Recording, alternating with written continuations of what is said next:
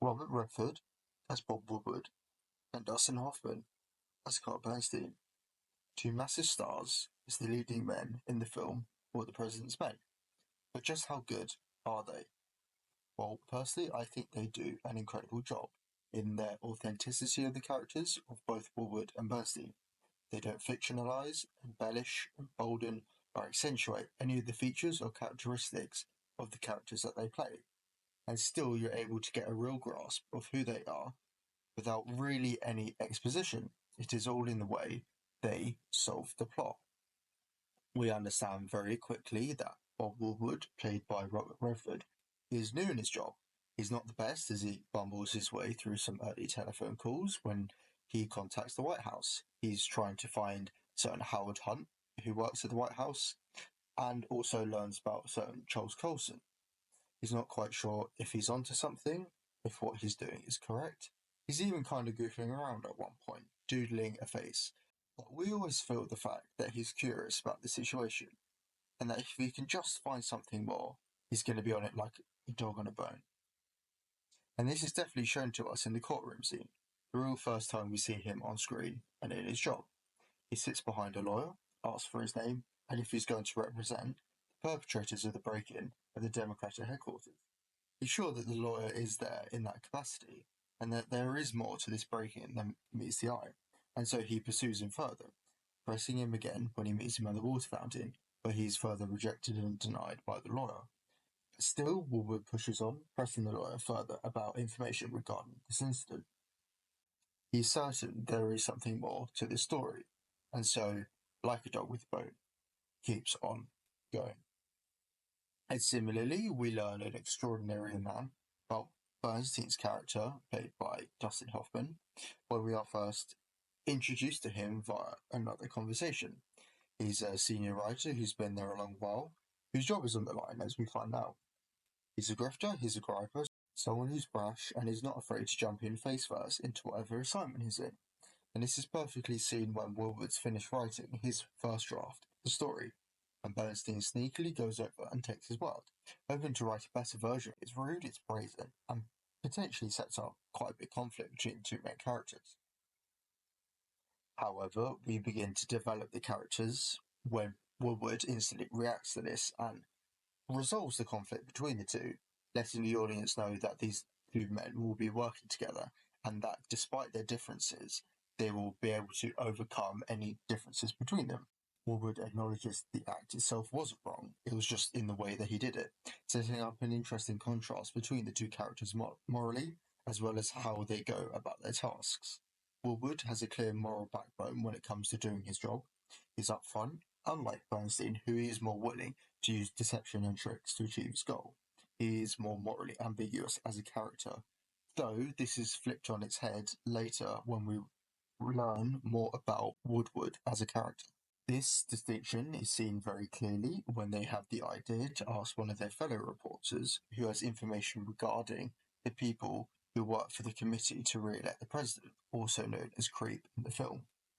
Woodward immediately drops the suggestion when he sees that she's very resistant to this idea, because it would involve using a person she cares about, and this is not something she's willing to do. This is unlike Bernstein, who sees nothing wrong with it, and is annoyed that they weren't able to push her further. And there's more instances, not with Woodward, but Bernstein on his own, where we see his ability to get the job done, despite making people uncomfortable, taking advantage of them, or using his tricks to deceive them. Firstly, we see the only real Hollywoodizing of the story, whereby he tricks the secretary into going to another room so he can meet a person with important information regarding how the people who broke into the Democratic headquarters were financed. Secondly, in a much more tense scene, when they do finally find someone who worked for the campaign to re-elect the president, who's able to coax information out of her using a pretense of he needs desperately coffee to get into their house, and how he uses a pretense of a faulty memory to reaffirm any information that she is saying to him to make sure that what she is saying is the truth and reality. A further divide in the personalities of the men are shown in how they deal with criticism and setbacks.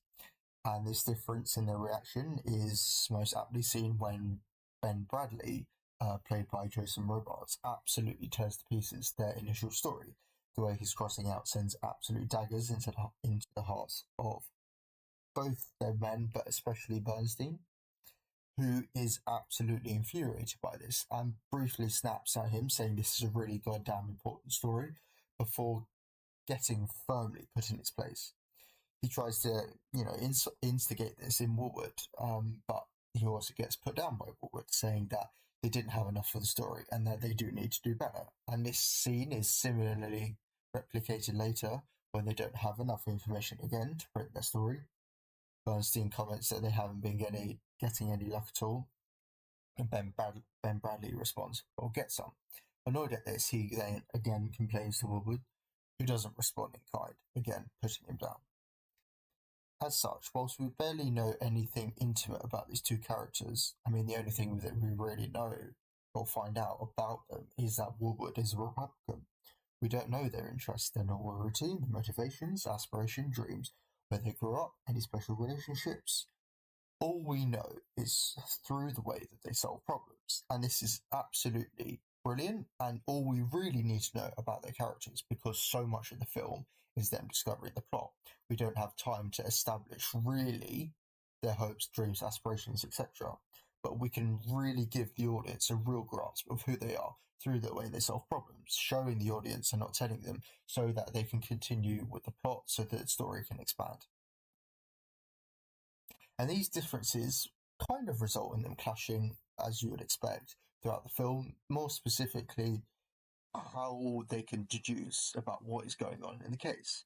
For a bit of context, they haven't been able to confirm any of the information, as they reckon people from the campaign to re-elect the president have been told to not say anything, and their debate is whether or not they can infer that someone is silencing them, specifically a higher up within the White House is telling them to stay quiet.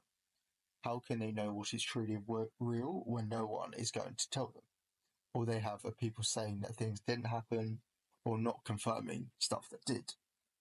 And though Woolwood may lack a more Hollywood type personality, our initial impression of the character is flipped when he starts to meet his secret source of the case, Deep Throat.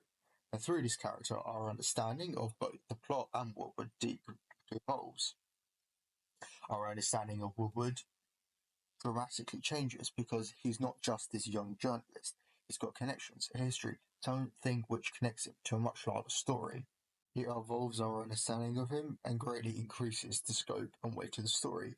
It is no longer about a set of thieves breaking into the Democratic headquarters.